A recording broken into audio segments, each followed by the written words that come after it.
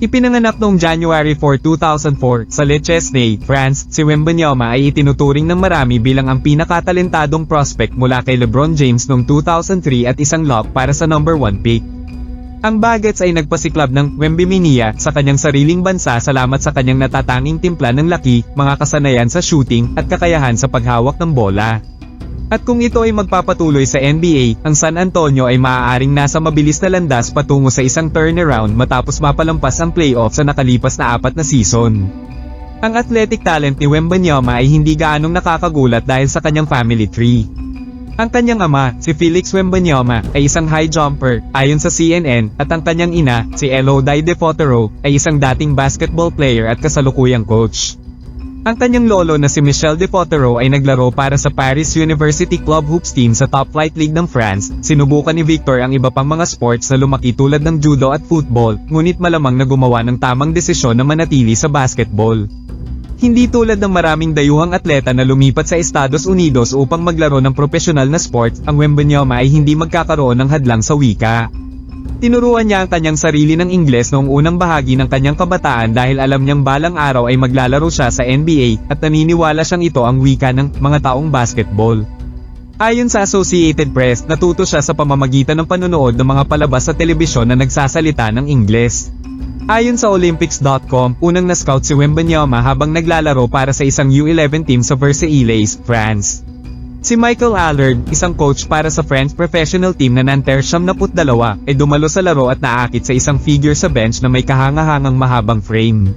Sa pag-aakalang ang taong iyon ay isang assistant coach, nagulat si Allard nang malaman na talagang nanunood siya kay Wembanyama. Si Allard at ang club ay hindi nag-aksaya ng oras sa pag-recruit sa kanya para sa kanilang programa sa kabataan, at kalaunan ay ginawa ni Wembanyama ang kanyang profesional na debut kasama si Nanterre sa 2019 Eurocup. Naglaro si Wembanyama para sa Metropolitan 72 ng LNB Pro A, ang pinakamataas na antas ng liga sa French basketball. Kahit na ang kabuuang antas ng talento ng liga ay hindi kumpara sa NBA, ito ay isang magandang senyales para kay Wembanyama na siya ay dominado sa kanyang kompetisyon. Ayon kay Zach Kram ng The Ringer, pinangunahan ni Wembanyama ang liga sa mga puntos, rebounds, at blocks ngayong season bilang isang teenager sa mga larong nilaro hanggang ika-16 ng Mayo. Mas kahanga-hanga ito kung isasaalang-alang niya na hindi siya nakalampas ng 3 buwan noong nakaraang season dahil sa injury sa tuhod, ibig sabihin ay naglaro siya sa wala pang kalahati ng kanyang 66 na posibleng laro sa buong laro ng Pro A at Euroleague. Si Wembanyama ay 7 talampakan 4 na pulgada ang taas, ayon sa Metropolitan 72, at maaaring lumaki pa siya. Kahit na walang isa pang spurt, si Wembanyama ay kapantay ng taas ng Houston Rockets big man na si Boban Marjanovic, na kasalukuyang pinakamataas na manlalaro sa NBA.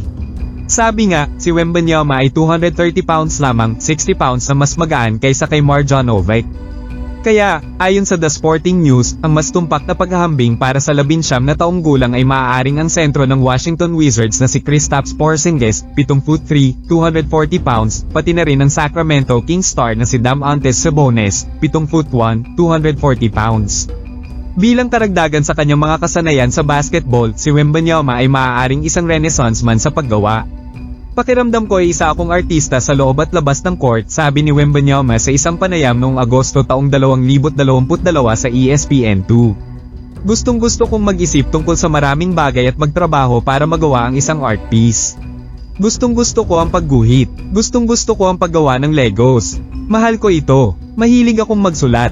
Idinagdag ni Wembanyama na siya ay isang tagahanga ng klasikal na musika, pati na rin. Kung sino man ang maaaring magkaroon ng ideya kung paano maisasalin ang laro ni Wembanyama sa NBA, ito ay ang 4-time league MVP na si James, na itinuring din, at napatunayang, isang generational talent tulad ng batang Frenchman noong siya ay drafted out sa high school.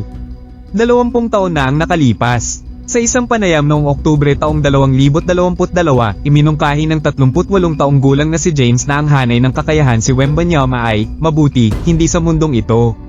Lahat ng tao ay naging isang unicorn sa huling 2 taon, ngunit siya ay mas katulad ng isang dayuhan, sinabi ni James sa ESPN.